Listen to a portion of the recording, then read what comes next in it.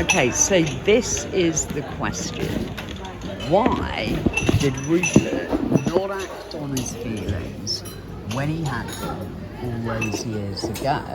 Because we now know he did have them, and those feelings are romantic ones. Right, this is my thinking. First thing, right, you don't act on your feelings if you think someone's a whore and they're just going to fuck anyone and you're going to be one of a number. But he knew I wasn't, right? So he was privy to specialised knowledge about my soul and my behaviour. He, perhaps, not alone, but of the various men, had never got that anxiety. He knew I was going to be faithful. He knew when I fell in love, that would be it, right? So he had no concerns that I was going to stray. That wasn't the reason why I didn't act on his feelings. So what was the reason? The second possible reason is he thought it would disturb the friendship. And we can tell this from the email that he's so angry because he feels that I'm now kind of pressurising him, putting kind of, basically doing something bad to the friendship by even mentioning these feelings, let alone continuing to mention them. So evidently he thinks that they attack a friendship. And I worked out that it wasn't to do with the length of time of friendship, it was to do with the nature of friendship at all. And I've heard this kind of crap before. I think I'm going to put you down while I drink. Okay, because, we don't have much time now. I'm going to write a letter to you. That doesn't help us, does it? You should be able to hear me, so maybe that. Also gives us all something nice to look at. Okay, so it isn't the fear of my straying or fucking other people or even falling in love with someone else. He knows that's not going to happen. He knows I'm going to be constant. He knows he's going to be the be-all and end-all. There isn't going to be another one. I'm not going to be adulterous.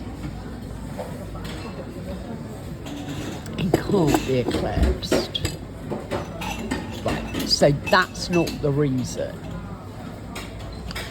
The reason is the destruction of the friendship. He thinks the friendship is going to be jeopardised.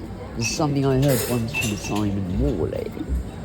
Right, now, I don't think the friendship's going to be jeopardised. I think you fall in love and that's it, make beautiful love and get married and that's it. You're together for eternity. Fairy story. You have a more fairy story idea of love, an eternal meeting. Right, that's a quote from Rupert. He knows perfectly well what it is that I want, what I feel, what I am. So he knows that I'm not gonna be the one to bugger it up. I'm not gonna mess up the friendship. It's just going to be a continuation of that, an eternal meeting. The romance is going to be pretty much the same as the friendship, except it's sexual love. Therefore, when you've eliminated all of, you're right, so therefore it's not to do with me. It's not to do with concerns about me. It's not to do with me screwing around. It's not to do with me going off him. It's not to do with me having a wrong idea about love, like, oh yeah, okay, that's done, let's move on. He knows I'm stuck with it forever. Therefore, the problem isn't me, but him, right? Hence his annoyance over this kind of idea of jeopardising the friendship. The friendship isn't going to be jeopardised when I fall in love, but it is going to be jeopardised when he does. Why? Let's work out why. What is wrong with it? What would ruin a friendship when he falls in love? What's in him? What's wrong with him? What's bad? Let's find out.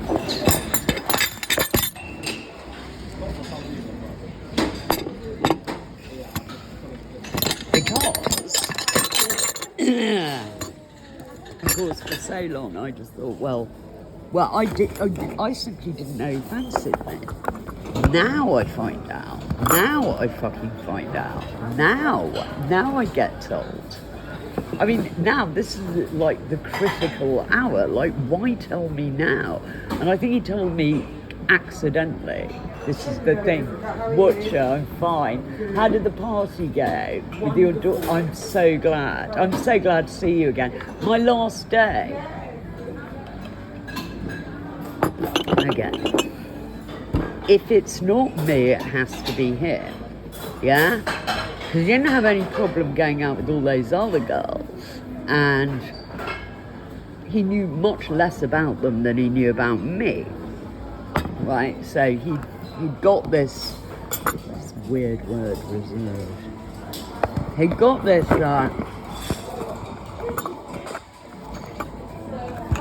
maybe I'm reserved for someone else, and he knows that, but who? You know, will that say so? I mean, the friendship has just been this kind of endless system of like finding out about all these other ghastly men who are fucking torturing me. And he then explains to me why they're on the seafloor. And finally, you know, the penny drops because he's given the explanation. Plus, having a nice time drawing pictures of him and lolling around on the seaside and all this kind of thing. He got damn pissed off with James using up so much fucking time. I will be an old man with wrinkles all over my face, you know, like the next time I see you, you know, how long do you want to push this for? You know, and of course I couldn't give up James because I'd given this, you know, pledge of undying love, you know, because that's the kind of girl I am. And because I'd seen something in him that was so important, and it was just impossible to give him up. Only too easy for him to give me up, of course, because these people don't go in for eternal love.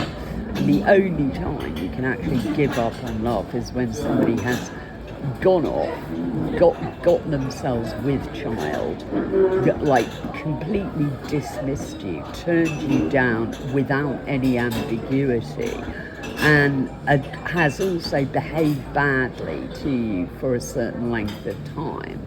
Right, so you know it's not some kind of coincidence or a flash in the pan, right? Or you get a replacement. Sometimes you can get a replacement, but these people will have left you long before you get a replacement. I mean, John Hall left me after 2 weeks, but I kept on going for 10 years. And this is the kind of level of fidelity we're looking at. I think James, the other James, was another 10-year one, and James Peel was 11, but unfortunately those are the years when you can have children. So his behaviour was particularly bad, and you know, I ended up in Busey Wane's castle. Just look it up. I had to be saved by God for that one. I'll explain all in my novels or notes, like what the references are and what actually happened. Back to Rupert. Rupert had Rupert already knew me, so it's kind of like he already knows me. He already knows I fancy him because I made a pass at him the day I met him. And he already knows I'm going to be faithful because I believe in great love and eternal love. He's got no concerns about me. I can leave him in no doubt if he acts on feelings of sexual attraction and romantic love, which he's now claiming he had. No matter, you know, like, and we can't tell exactly how extreme they were. The point was they were there and he didn't act on, and the question is why, and also why is he being so nasty now when my feelings have become so overwhelming, and when I'm being fucking told by entities and God and all the rest of it that I've got to tell him. Yeah, so I can't actually act in my usual way of, you know, concealing things or not bothering someone, or not, or putting it politely, or putting it in a nice way, whatever. No. I had to come out with it kind of full frontal and at all sorts of odd times. But nonetheless, like this is something that he should be able to sustain and retain, and it's something that other friends of mine could easily do. Like, my love isn't that scary, right? Unless it is to him, because it always seems to be two men, right? They just seem to be scared of my love. It's fine if I'm their friend, but the moment I'm in love with them, then they have to destroy me. So maybe that was it. Maybe he's just like all the rest of the... Like, look at Nick Tyrrell. He was just awful to me when he was screwing me. And when I was in love with him, like, he may not have understood about being in love, and he may not have returned my feelings. In fact, he certainly didn't. But it was the reason for his appalling treatment was because I was in love with him. And the same goes for numerous others. The moment I'm not in love with them, then I'm just a really good friend, and they treat me properly and well, and are really nice. There aren't any problems. So it's just me being in love that causes the problems. And it's because I've got this eternal idea. It's because of the fairy story. It's because it is in extremis. It's because it's an absolute condition. It doesn't have any manipulative edges. There's no, it's kind of sort of almost like a pure nakedness. But it's also full of imagination. And he himself has said, like, you need a man who can tolerate the letters, can cope with that, and none of them are able to. That's why I've had to spend years and years and years in utter silence. Like, maybe I can actually kind of pop out a postcard to one of these people I'm in love with, kind of make it as discreet as possible so as not to kind of scare them, and like never ring them, or only ring them after they've phoned me and asked me to phone me them, or something like that.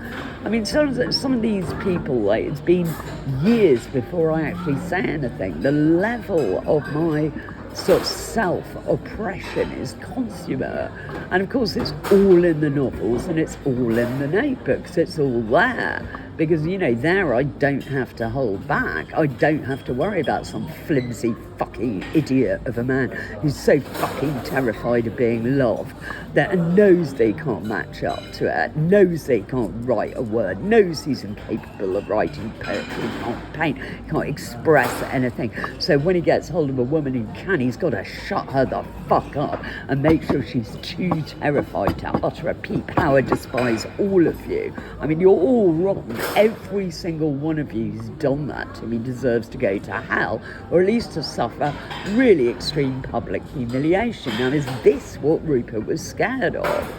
Because looking at it, like, from my knowledge of him, I don't think he was. I don't think Rupert actually was scared of my love. I think he liked reading all my novels. I know he did. He liked the problems and the difficulties I got myself into. He liked solving them. He was interested in the writing and the drawing. If I'd been piling art on his doorstep, he wouldn't have found that frightening. He would have said, great, actually I wouldn't. And in fact said he wanted loads of artists around him in his house. So, the more the merrier.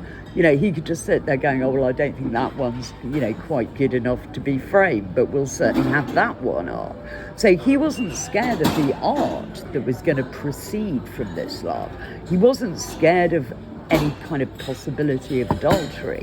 He wasn't scared of the force of my love. He wasn't scared of my sexuality. He wasn't scared of my literature. So in all these respects, he was completely unique. The others just wanted to shut me the fuck up.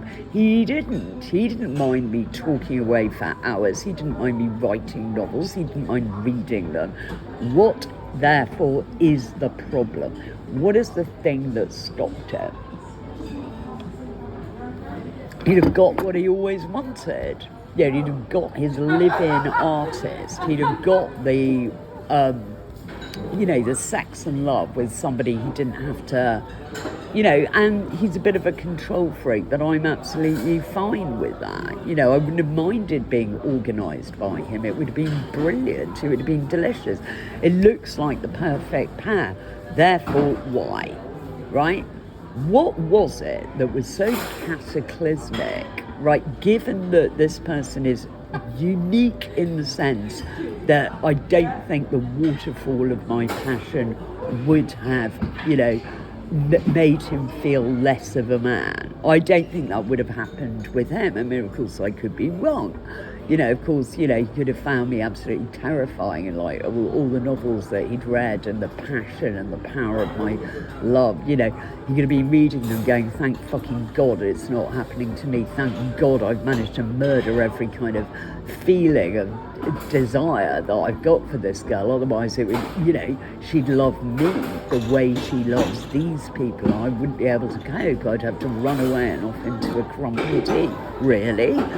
I mean, that is a possibility because, no one could have been better informed. It's a remote possibility that, he just read all these things as a kind of a guide, and he was just going, right, okay, so this is making it more and more impossible for me to make a pass at Jessica and go out with her because I'm finding out more and more and more about what's going to happen if I do. And it's not that any of these things are bad, right? She's not going to come round my house and try and murder my girlfriend or be a bunny boiler. That isn't what she's going to do. And everyone knows that. She's not going to do anything like that. What she's going to do is write books. She's going to write plays. She's going to, turn it into works of art. Yeah, right? That's what they're fucking worried about. The extremity is going to be transformed into these works of art. Or they feel something. They feel as if I've managed to get into their house and home and are failing them every single day and are screwing them every single day and all the rest of it. This is why they're so overwhelmed. Even when I've spoken to them for 10 years, it's still this kind of, oh my God, why do they feel like this? No one's bothering them. Something to do with the level of my obsession. I can't tell you how much I despised a lot of you. I think you're all weak. I think you're talentless. I think you're soulless. I think you're heartless. I think you haven't got sort of enough emotion to kind of spread on a piece of toast, and you shouldn't have been born. And certainly I shouldn't have to be bothered with you. I mean, I want people who pullulating with emotion. You've got loads more. The more I give, the more I have to give. Like Julia. Okay, Shakespeare wrote it, but it's that kind of a thing. No restraint whatsoever. Here's some love. Oh, goodness me, here's some more. Here's a bushel of it. Why the fuck is this kind of restraint and sort of tidy-mindedness and all this niminy-piminy meanness of spirit? Why is that valuable? Well, I really Rupert's known me 33 years. Do you think I haven't said all this to him? He's heard her. He's heard chapter and fucking verse, and he fucking agrees with her. This is why he said I had to write a novel about lesbians, because men were so pitifully inadequate. Yeah, was he including himself amongst that throng? This is the question. This is the $1 million question. He understood exactly where I was coming from.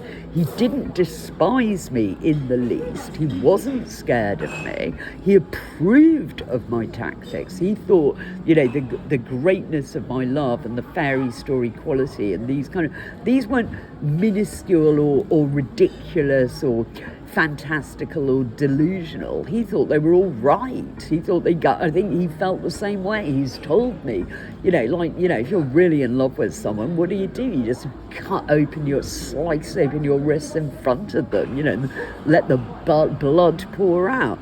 That is an equivalent. That's somebody who knows what they're talking about, who understands what the stakes are. So I'm not seeing what put him off. Because, I mean, what he should have been thinking was, God, finally, somebody's saying out exactly the kind of stuff I fucking think about all the time. My misery has been dealing with inadequate women. You know, women who don't think, oh my God, if I don't have you, then I am going to slip my wrists in front of you. You know, I can't, like, it's that kind of a thing. Therefore, given that he got his equivalent and the others had been painfully inadequate, why didn't he act when he knew I was a sure thing? You know, he knew I wasn't going to say no. That's the only possibility, I think. You know, you're just kind of going, oh God, she's too good for me, she's going to turn me down. He knew that. He knew I was not going to turn him down. And I don't think he thought that he was inadequate. Because, I mean, some people will say, well, you're the really gifted one, and sometimes I say this, you know, you're the one who can do all the drawing and the writing, and he can't. Like, basically, all he can do is book plane tickets and kind of, like, run a death park, you know, but anybody can do that. It's mainly administrational, it's not actually visionary. Like, he's a pencil pusher, you know, that, like, he's not, he quotes from T.S. Eliot the same quote, like, this isn't your equal, you know, you're a great creative force, you're like great creating nature, you're infinitely his superior. What if that's false? You know, what if some people that actually need to paint and draw, yeah, or write novels, and they still have this kind of greatness of heart and greatness of spirit. They understand what the fuck is going on. You can get hold of 1 million artists who know how to paint and draw, or writers who know how to write, who aren't going to sit there and say, God, you know, when you're in love with someone, you know, what you do is open your wrists in front of them and watch the blood spurt out. You know, it is unbearable to continue without them. Like, a line like that doesn't necessarily come from every single artist, certainly not modern artists. It comes from a particular kind of a soul. The guy doesn't need to be a writer, and he probably is one. You know, he said enough memorable things, that's why he's in my novel. In my novels, in many novels, right? Because I've managed to write down what he goddamn said, because I didn't actually used to be that fantastical a creature, and I used to actually just write down literally what every single word people did actually say. And so we got, you know, a full record. I mean, the fact that it's done in novel form and is irrelevant, you know, and I'm actually kind of described the tables and chairs and the environment and all this kind of thing. So it's got a kind of photographic quality. Well, painterly, you know, you have a painting of what the reality was, and you've got all the words. So I'm still stumped. I'm sitting here just going like, you know, it's because he's referenced the past. It's because he's now told me that he had this thing about me once upon a time. Why didn't he act on it? Like, why didn't he act on it? And it isn't going to be, I mean, maybe we could say, well, now he may have deteriorated and turned to this crashing bore who can't write a proper email and who's terribly mean-minded and, you know, seems to be desperately at fault because he's so inconsistent and hasn't been kind to me when, you know, I've been in hospital, doesn't seem to be capable of picking up the phone even. How are you, Hello, darling? I'm fine. Good. See you again. It's nice to see you. This is my last day. I'm going. At about 12, I Where are you think. going to? I'm going back home. Where do you live? In Notting Hill. Notting Hill, as in Notting Hill Gate? Yeah, no, but more near Westbourne Park. Do you know something? You live near me. Do I live near you? I live on, you know, This is fantastic. We can meet I up. know, I live near, not far from you. I live, I don't want to know where I live around here. Yeah, not far from you. Why don't you give me your I'm address? Laverick or Grove. phone number? I'm Yeah, Laverick Grove. I go down there. I have to go Yeah. down to Laverick Grove. Why don't we meet up? I'm going home today. Why don't we meet up? Go to a pub. Still fun, Give I me don't your drink. phone number. Write it down. I don't drink. Oh, well, you can drink orange juice. No? I mean, whatever you like. Aw. Anyway, I hope I see you. Yeah, you will do. So you're, Goulburn Road, you know the Goulburn Road? No, it's not. It's quite near the Goulburn Yeah, that's Road. where I am. Off the Goulburn. Oh, really? Yeah. Because, like, I'm at the bottom of Tavistock Road, Aldridge Road Oh Villas. my God, yeah, Tavistock. So you're on there, The Goulburn Road's really long. Tavistock. So you're on there, Look, I'm right near Westbourne Park. Yeah, right too. Park. Yeah. Okay, Heather. I have to continue with this. Okay. All the friends I've made and the Premier Inn. So anyway, so this is the point, right? That no, he may have diminished through time. He may now no longer be an adequate swain or whatever, because he's just being boring and very unappreciative, considering the wealth of literature that's been coming his way, that he's just not making any comment on. Like that, that again is very uncharacteristic. We get feedback, right? And also he wants it. This is what he used to be like. So it's kind of like he used to be exactly what I wanted, and I wasn't aware he changed. So you've got someone who actually slurps up the literature. They love the literature. They like reading it. They want the pictures. They want even more pictures. They haven't got enough pictures. So you've got someone like that who's sort of waiting for more, not less, and is pleased to have them. And now you've got somebody who doesn't even comment when you send him stuff, like literary stuff that isn't anything to do with him, or kind of like pictures or whatever.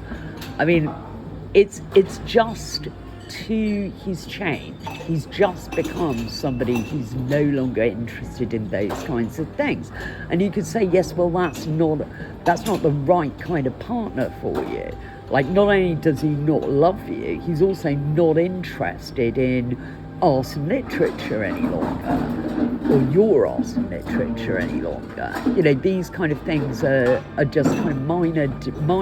They're not important. Other things matter more. Okay, he's changed, but we're not talking about his change. We're talking about what he used to be. And what I'm saying is that you can have an equal who isn't necessarily an artist themselves. They just need to be an appreciator and an inspiration, a muse. That's all they need to be. They don't need to do the paintings. They just lie around and look beautiful, and they're intelligent and passionate enough to be your equal, and they know how to organise things. They know how to get other things done that you don't know how to do. Or maybe you could learn how to do them, but it would take a fucking lifetime, and it'd just be a complete fucking waste of time making you do those things, and it would turn you into a boring bureaucrat. So don't make you do them like you'll do them. And still have this kind of, hinterlands and depths of soul. You need someone who has a world, as Azulia said.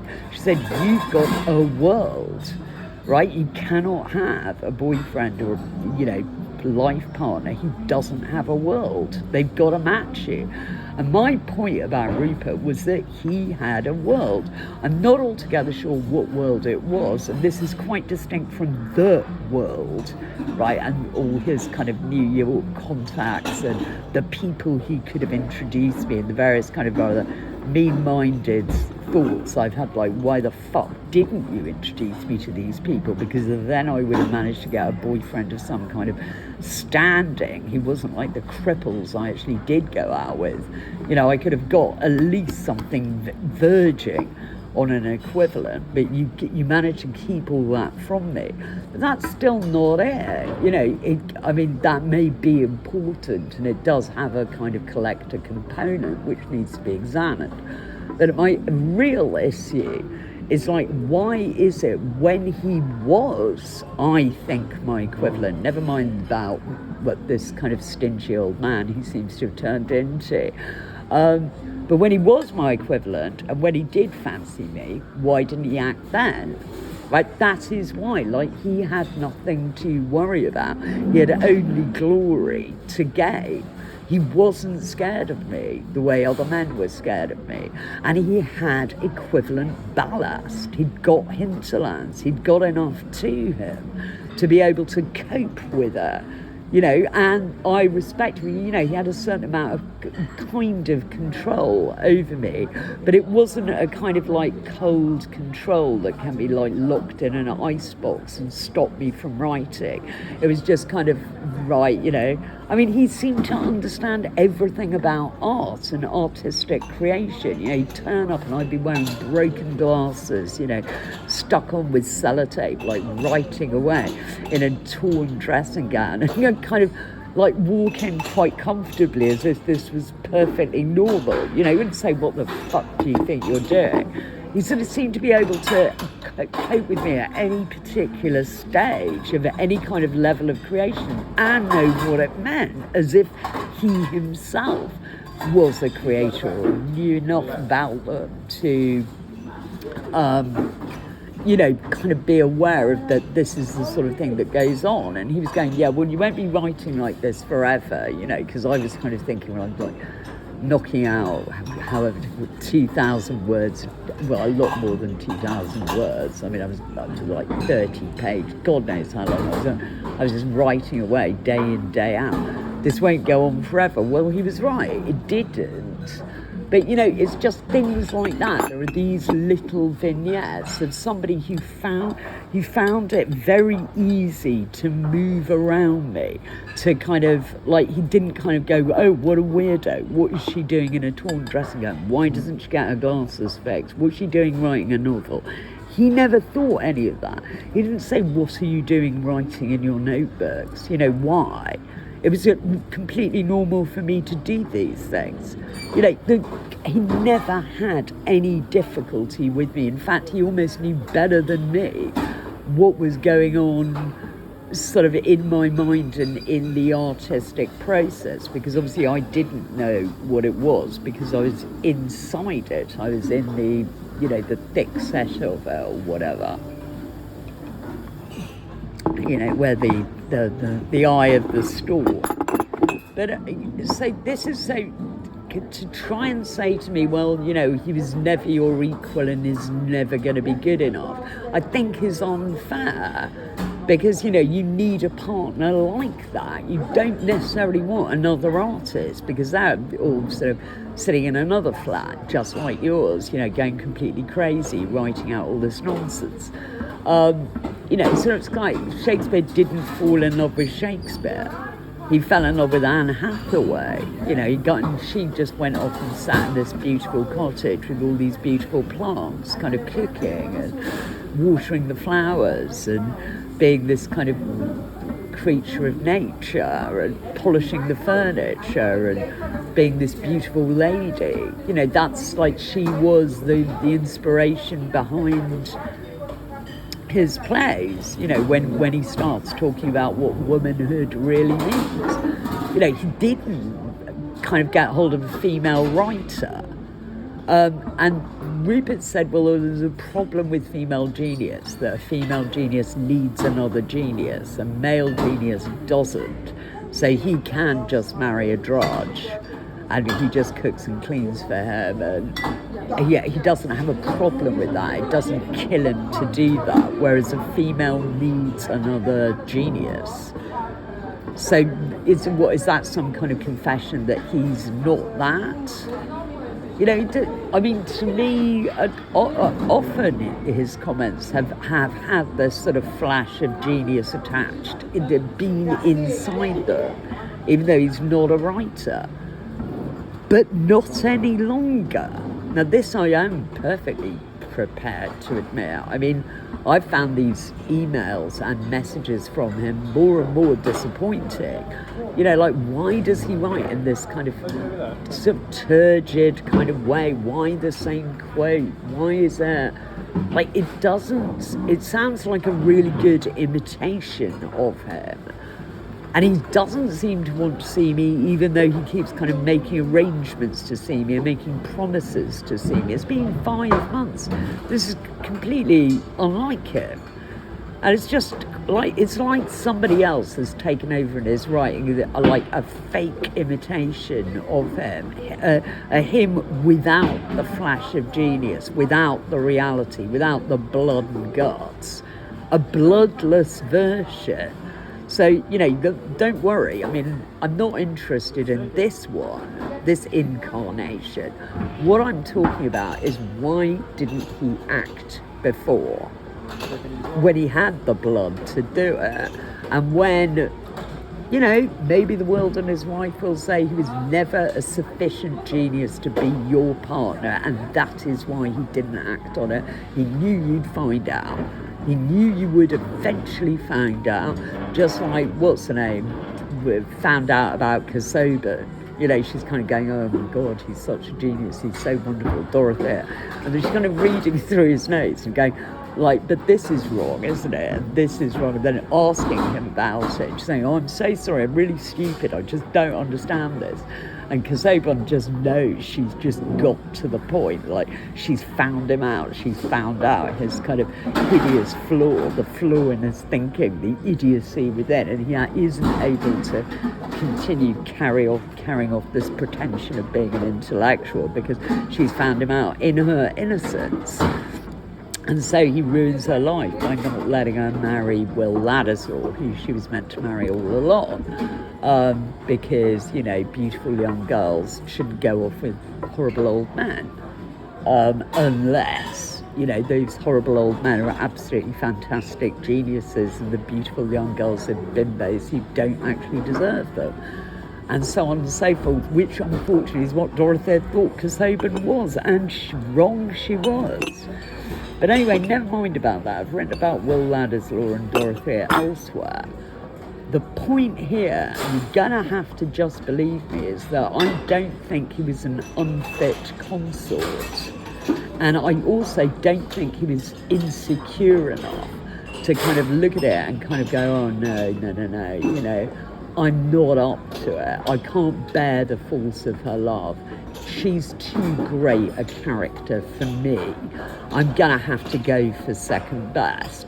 And if I try it with her, not only will I be completely destroyed by her love, but she's also gonna find out how fucking inadequate I am. She's gonna see into the emptiness at the heart of my being, this kind of terrible hole of nothingness. She will, one way or another, discover it, and I don't want her to discover it. It isn't that I want to sustain a friendship, it's that she's a life force, and I just want to continue it, and I want to protect her because she's not doing too well on her own. I want to keep her going. That's something in me, and it's nice for me to be able to feel generous, given the horror at the heart of my being.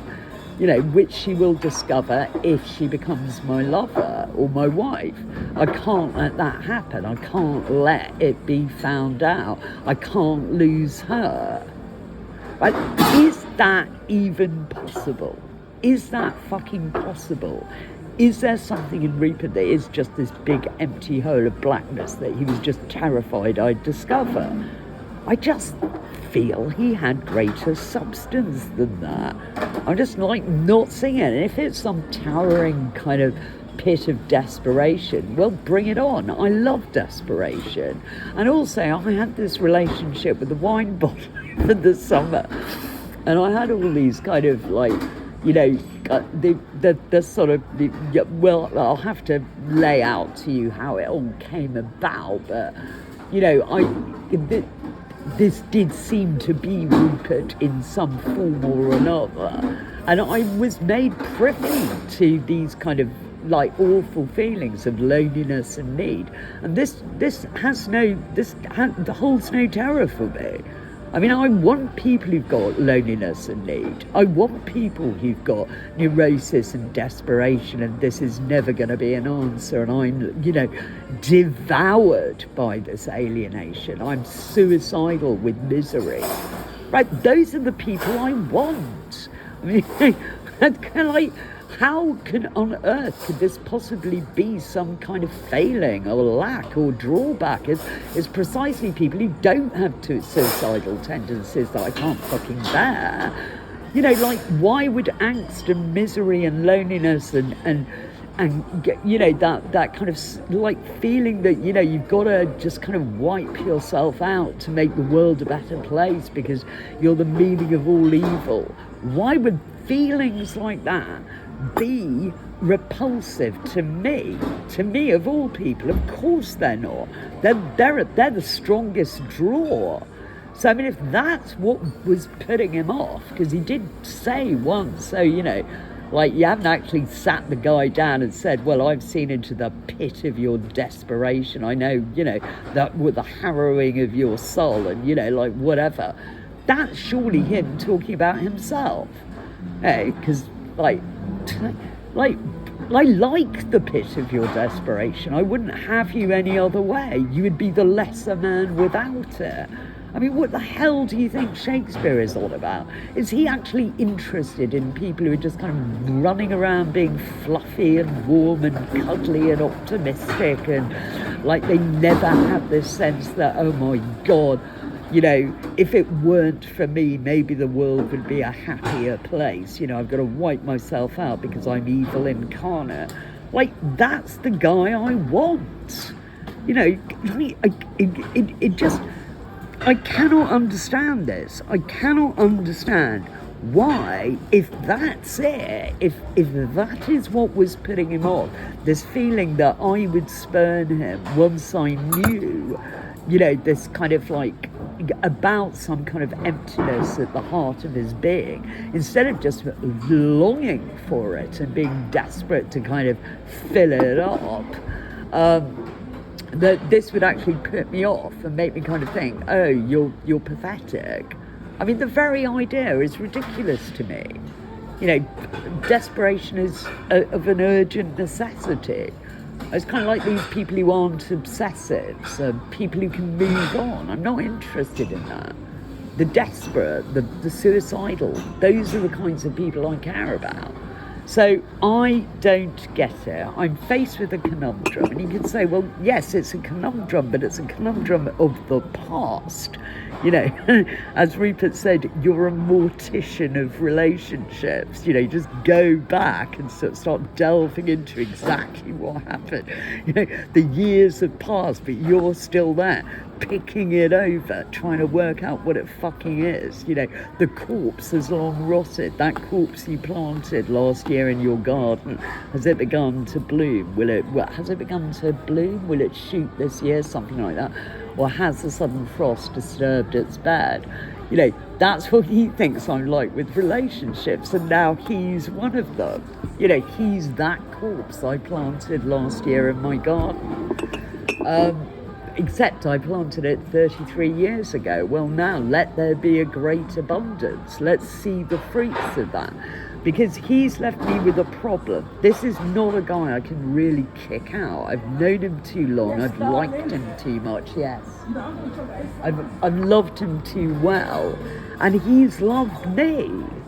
So it's just incredible that, you know, he just wants to kick out the whole thing. But that still doesn't matter. It's still not that he's changed. And I'm talking about change. And I don't believe people do change. I think they're born what they are. They don't change at all. You know, there is no change. They are recognisably themselves, birth to death. You know, like maybe they might do things and kind of make some tragic Shakespearean error. Grand Shakespearean error, as Rupert has done, and you know, thereby, you know, incurring their doom. You can have this kind of hubris, but the actual character is the same. You know, I think it's just time to read Hamlet again. I think we should just do that. Thank God Nick Terrell gave me the complete works of Shakespeare, even though I am going back home today. Now, I am a little bit worried because I've got to do this email to Janet. So I'm in trouble. I'm in trouble because I haven't written the email because I just found this business about Rupert just too urgent to talk about, and I have been moved to tears again. So he's made me cry again. But, you know, tears are a good thing. Pain's a good thing. It's a good thing. to have something on your mind that fucking matters for a change, and something that you've got years and years of knowledge. I mean, just think of the novels I can write about this now he's gotten rid of me. I mean, I got eternal abundance just erupting and erupting from this one thing. And the fact that he actually wanted me without telling me is extraordinary to me. I mean, why would you ever do that? Why would you ever, like, want someone and not act on it? It's just impossible to imagine. You know, like, unless, you know, yeah, like, you're just some sort of dumpy kind of, but you've got glasses and all that, so you look maybe a bit like how I looked when I was 15 and you're in love with Brad Pitt. I mean, I can see why, like, there's not much point kind of writing him love letters, but this wasn't the case with Rupert and I mean, we were equivalents, you know. It wasn't like I was really, really beautiful and he was really ugly, or he was really, really, really famous and I was really unfamous. You know, we were equivalents. There was nothing stopping him.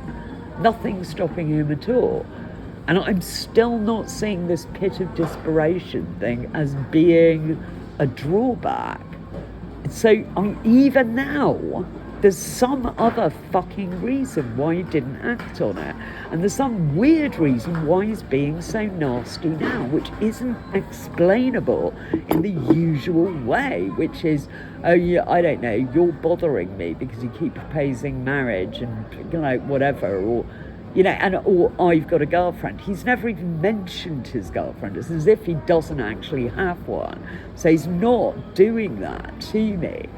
You know, this is plainly in a different category, and yet he seems to have reneged on that category. But as I say, it isn't the present or the future that concerns me. It's the past, because I've been given this bit of information, this missing jigsaw puzzle piece that I never the fuck knew about. And I'm now going to insert it into the picture and have another look at it, because it's changed the entire coloration of it. We now have a different picture from that which we had before, because what we always thought was Jessica keeps falling in love with Rupert and then forgetting it quickly, like either because he drives her insane so she can't remember it, or because he just, you know, just says no, and we both forget and act as if nothing has happened and then continue with the friendship, something like that, or whatever. But now it turns out it wasn't unrequited. Now it turns out he fancied me all along. Now it turns out he loved me back. So therefore, why didn't he act on it? Why didn't we, and don't, you know, like, we would have had Romeo and Juliet, Rupert and Jessica. Like, the rest of them aren't up to snuff. The rest of his women aren't up to snuff. The rest of my men aren't up to snuff. This guy was my equal. Why didn't it happen? What the fuck is going on? I'm going to have to ask Shakespeare. I'm going to have to ask God. And I have to get the fuck going. This is 47 minutes, okay? I've got to go and get more coffee. I'm glad I've made this video. Sometimes they just kind of run out. And there's the question. That is the fucking question. It's not to be or not to be. That's not the question. It's kind of like, why didn't he act on it? Why didn't this great love occur? This is the marriage of two minds. You know, this is the mind and the body. This is the whole deal. I mean, okay, he's turned into a retard now, so excuse to retards, but I mean, I'm half crippled myself, so I don't think that matters. Like, what is it? What is it that he saw into the future? Maybe some kind of prophetic thing. Like, there couldn't have been anything bad about our union. There is something I am not seeing that he knows about, unless it's the pit of desperation, which just, like, he's just wrong about. So, like, we've got to work this out. And I think the only way you can work it out is through fiction. I think you have to write it up as a novel or a play or something like that. I mean, kind of different characters. It's the only way you can really explore your own mind. Like, so it won't be about Rupert and Jessica. It won't be a video like this where I'm dealing with the literal. It's just like, what is it? What is it? What could it possibly be? I've got to ask Shakespeare. I've got to get his mind on the job. I've got to have another coffee. a triple espresso, a double espresso with an extra shot. Then I've got to write this Janet email, and then I'm going to get the fucking complete works of Shakespeare out, and I'm going to find Venus and Adonis or Hamlet or something and get the fuck going. I need to know, and I need to write. I've got to work this out. This is important. Okay, bye.